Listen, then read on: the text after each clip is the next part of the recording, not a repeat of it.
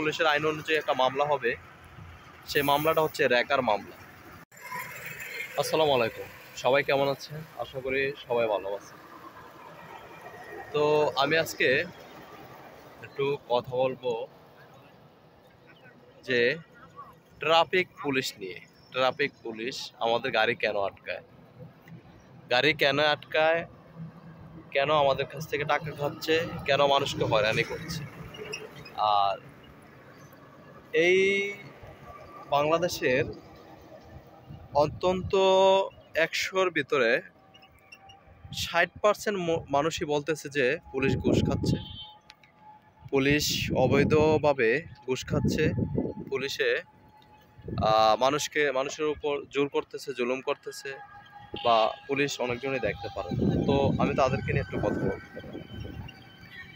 তো আপনি দেখেন, এই যে আমি আমার ড্রাইভিং করি, বাইক ড্রাইভিংয়ে আমি প্রায় 5 বছরের মতো, হয়তো বা একটু বেশি হইতে পারে, তো বললাম জাস্ট আনুমানিক 5 বছরের মতো। তো এই পর্যন্ত ড্রাইভিংয়ে পুলিশ আমাকে অনেকবার ধরছে। রাস্তা যখন চলবো তখন অনেকবারই ধরতে পারে, ধরবো। আর এটা তাদের দায়িত্ব যে তারা কাগজপত্র চেক করা, তারপরে আপনার ড্রাইভিং লাইসেন্স চেক করা, এটা তাদের দায়িত্ব। তাদেরকে এই দায়িত্ব দিয়ে রাখছে, এই জন্যই তারা ধরে। তো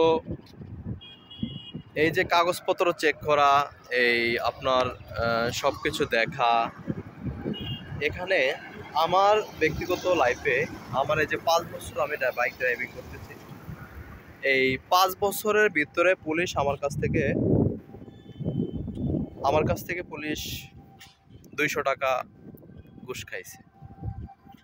সেটা কেন খাইছে সেটাও আমি আপনাদেরকে আজকে বলবো।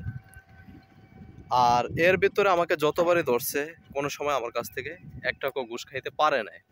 কারণ আমার সব কিছু ওকে, কাগজপত্র ওকে, ড্রাইভিং লাইসেন্স ওকে, সব কিছু ওকে করেই আমরা গাড়ি চালাই। তো এই যে 200 টাকা ঘুষ খাইছে, এটা কেন খাইছে? পুলিশের কি আমার কাছ থেকে অন্যায়ভাবে খাইছে? না, আমার কাছ থেকে পুলিশ অন্যায়ভাবে খায় না। কারণ আমি অন্যায় করছি, অন্যায় করার কারণে পুলিশ আমার কাছ থেকে 200 টাকা ঘুষ খাইছে। আর যদি অন্যায় না করতাম তাহলে আমার কাছ থেকে 200 টাকা ঘুষ খাইতে পারতো না। তো অন্যায়টা আমি কি করছি সেটা আমি বলি।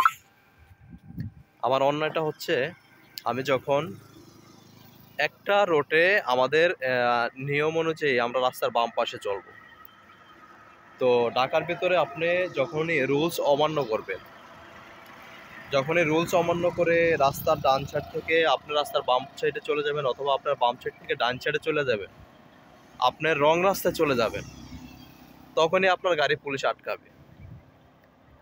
আর তখন আপনার যদি সমস্ত কাগজপত্র থাকে, তারপরও পুলিশকে আপনি জবাবদিহিতা করতে হবে যে আপনি রং সাইডে কেন আসছেন। তো রং সাইডে কেন আসছেন সেই জবাবদিহিতা করতে গেলে আপনাকে দিতে হবে, আপনি যখনই রং সাইডে যাবেন তখন পুলিশের আইন অনুযায়ী একটা মামলা হবে, সেই মামলাটা হচ্ছে র্যাকার মামলা। এই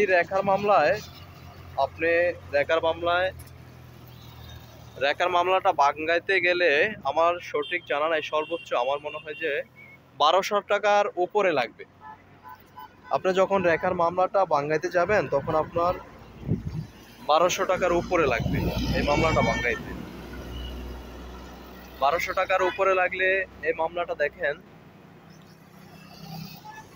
একেতে মামলা খাইলেন, আপনি অন্যায় করছেন এজন্য মামলা খাইলেন। অন্যায় ছাড়া পুলিশ কখনো কারো গাড়ি থেকে টাকা খায় না।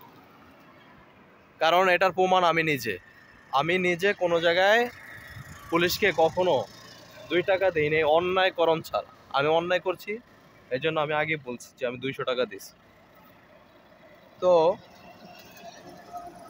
রেখার মামলার কথা বলছিলাম, রেখার মামলা 1200 টাকার উপরে হবে, আমার সঠিক ধারণা নাই, তবে যতটুকু জানি যে 1200 টাকা। তো এই মামলাটা আমার সেদিন খাওয়া উচিত ছিল বা খাইতাম।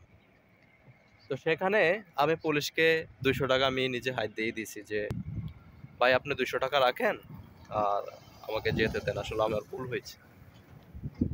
তো সেদিন পুলিশ 200 টাকা রাইখা আমাকে চাইরা দিছে, গাড়ি দিয়ে দিছে, কাগজপত্র দিয়ে দিছে, বলছে যে আপনার কাগজপত্র সবই ঠিক আছে, আপনার গাড়ি চালান, কিন্তু নেক্সট টাইমে এরকম ভুল করবেন না, রাস্তা ওভারটেকিং ওভার ক্রসিং করবেন না।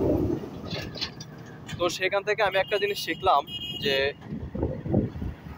আপনার যদি কাগজপত্র সঠিক থাকে, গাড়ি যদি ফিটনেস সঠিক থাকে, ট্যাক্স টোকেন আপডেট থাকে, আপনার যদি ড্রাইভিং লাইসেন্স থাকে, গাড়ি যদি আপনার নামে থাকে অথবা বাবার নামে অথবা আপনার ভাইয়ের নামে, যাই হোক যার নামেই থাকুক, পুলিশ আপনার গাড়ি আটকাবে না। কারণ হচ্ছে আপনার যখন সব কিছু ডকুমেন্ট ওকে থাকবে তখন আপনার গাড়ি পুলিশ আটকাবে না। তো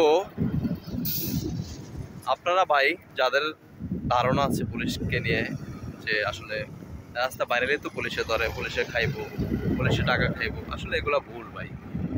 আপনার সব কিছু যখন ওকে থাকবে, আপনি হেলমেট পরে চলবেন, কোনোদিনও পুলিশ টাকা খাবে না। ধন্যবাদ সবাইকে। আমি মনে করি যে আমার এই ভিডিওটা থেকে আপনারা অনেক কিছু বুঝতে পারছেন। অসংখ্য ধন্যবাদ।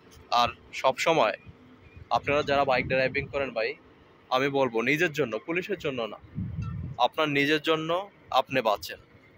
অন্তত যখন সব সময় আপনারা বাইক ড্রাইভিং করবেন, সব সময় আপনারা হেলমেট পরে বাইক ড্রাইভিং করবেন। ভালো একটা হেলমেট কিনবেন, ভালো হেলমেট পরে বাইক ড্রাইভিং করবেন। এতটুকু আমার কথা রইল ভাই আপনাদের জন্য। ধন্যবাদ। আসসালামু আলাইকুম।